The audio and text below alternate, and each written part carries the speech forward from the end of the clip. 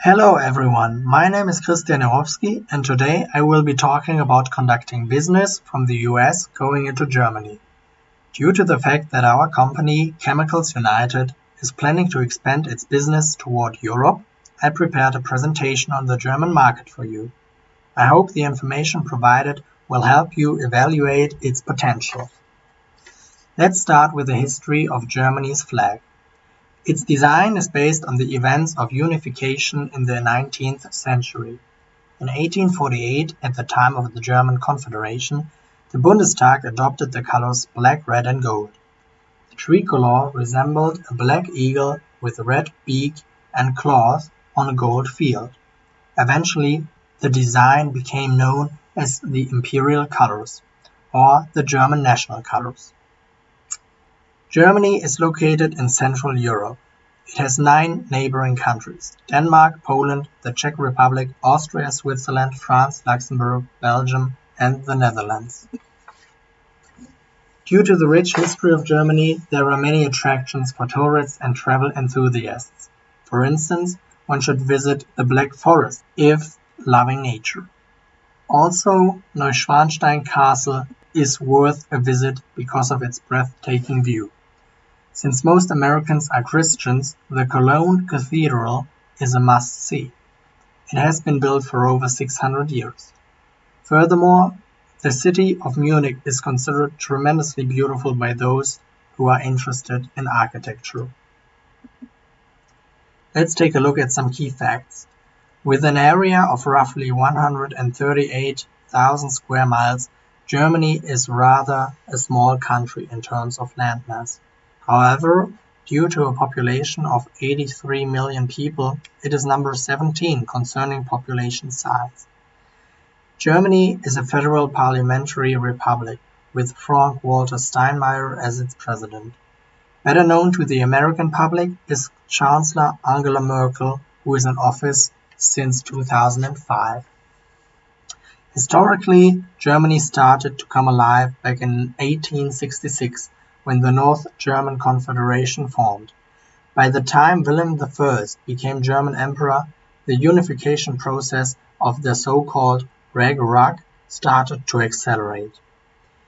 Being part of German and European history, the wars fought on the continent need to be mentioned. Between 1914 and 1918, the time World War I took place, Safa was brought over Europe once again. Eventually, Hitler and his Nazi party were able to use the desperation of the German citizens after World War I to come into power in 1933, promising to secede from the victorious powers. After the end of World War II, Germany had to live through bitter restoration before the economic miracle brought the country back on track. During this time, the Cold War cast a shadow over the nation, which was split into an eastern and a western part for 40 years. The separation ended with the fall of the wall in Berlin in 1989. Looking at religions, customs and beliefs in Germany, one can see that approximately 80% of the population is German, whereas 10% are from other European countries and 5.5% from the Middle East and North Africa. 58% believe in Christianity, 35% are not religious, 6% are supporters of Islam, and 1% are part of other religions. Here I would like to emphasize that even though many Germans are technically members of a church, many do not practice their religion, which is quite different from Americans. The official language in Germany is German. However, many languages are being spoken in public as well. For instance, you will likely hear people speak Turkish when going on a stroll. 2 examples of written language are the words Hallo, which means hello, and Auf Wiedersehen, which means goodbye. Something I would like to recommend at this point is that you should be aware of a meaning of a word before using it.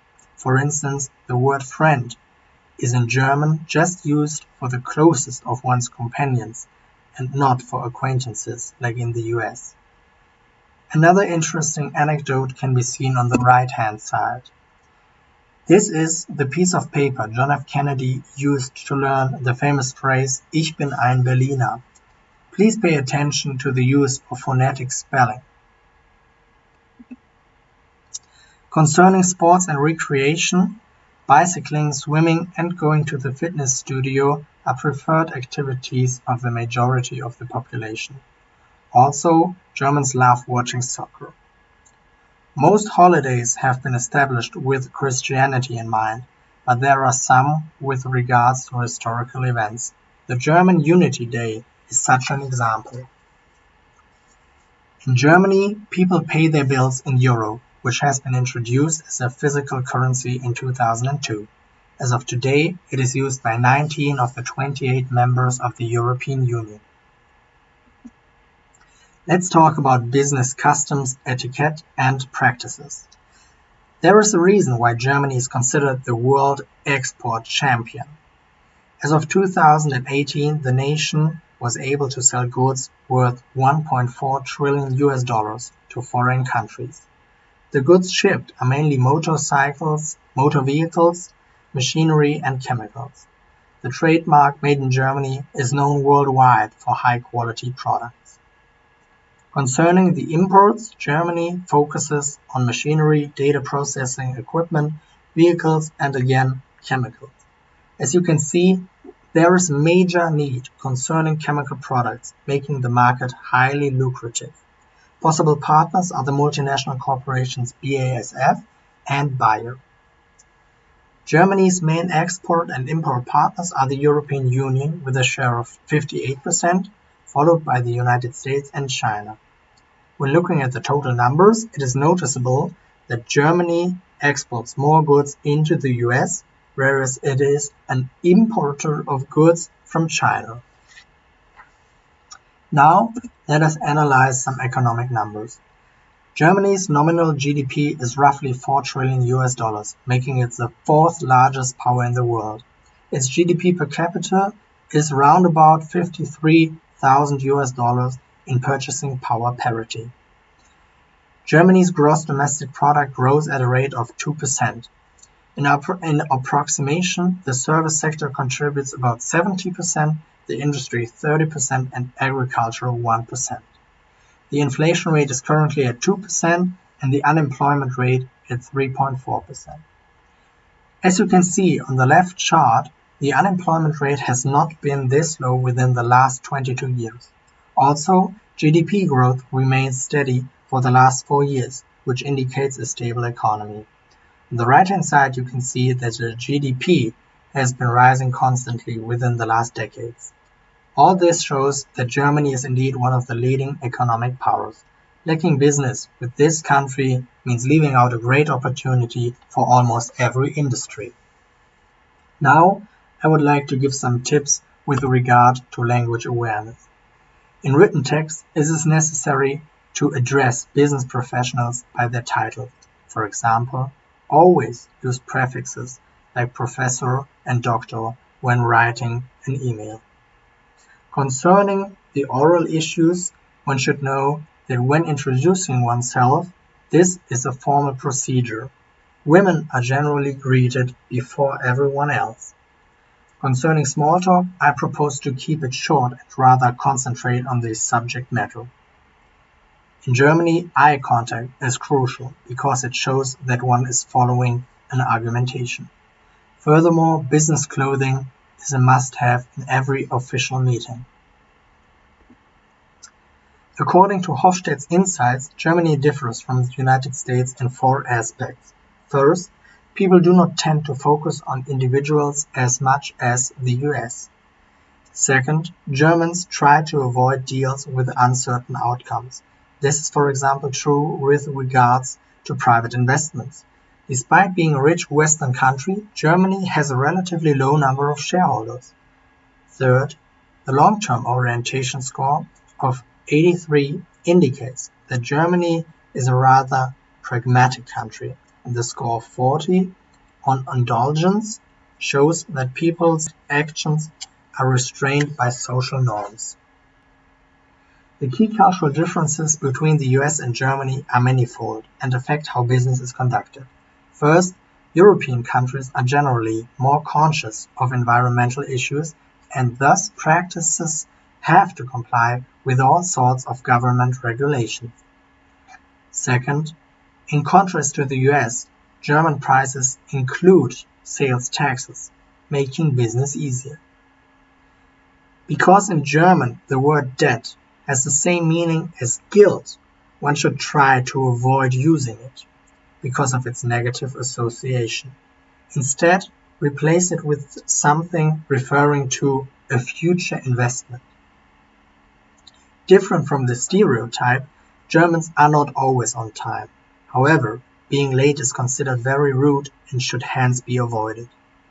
Finally, I would like to refer to the negotiation style.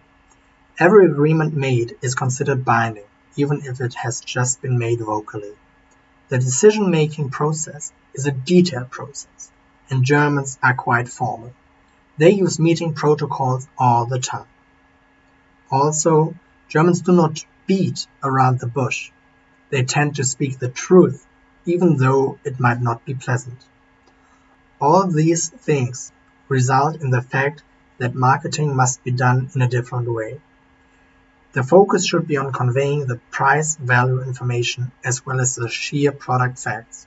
Concerning the distribution of goods across the country, one can be pleased about the fact that multiple well-developed transportation systems are in place. If deciding to ship products, the nation can be reached easily by the harbor of Hamburg. Also, the airport of Frankfurt is one of the biggest in Europe if going by cargo plane. Once on German territory, the railroad system can be used as well as the road transportation infrastructure. Thank you for your attention. I hope you were able to gain some helpful insights through this presentation. I would like to encourage you to come forward with questions now.